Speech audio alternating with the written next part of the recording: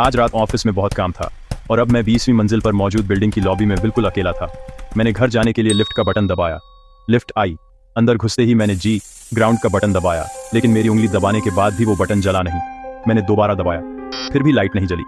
मैंने घबराहट में सारे बटन चेक किए, कोई भी बटन काम नहीं कर रहा था, सिर्फ एक को छोड़कर। सिर्फ एक बटन जिस पर B3 लिखा था, मतलब बेसमेंट की तीसरी मंजिल। और जैसे ही मैंने उसे देखा, वो खुद ब खुद जल उठा। लिफ्ट धीरे धीरे नीचे जाने लगी। एक सेकंड के लिए मुझे लगा कि शायद यह टेक्निकल खराबी है। लिफ्ट B1 से गुजरी, अंधेरा और खामोशी। लिफ्ट B2 से गुजरी, अंधेरा और खामोशी। फिर लिफ्ट B3 पर रुक गई। दरवाजे खुद ब खुद खुल गए। बाहर न कोई लाइट थी, न कोई इमरजेंसी साइन, सिर्फ काला अंधेरा।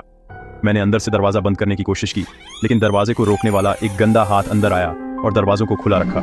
वो हाथ बहुत पतला और लंबा था। उसकी स्किन सूखी और मिट्टी से सनी हुई थी।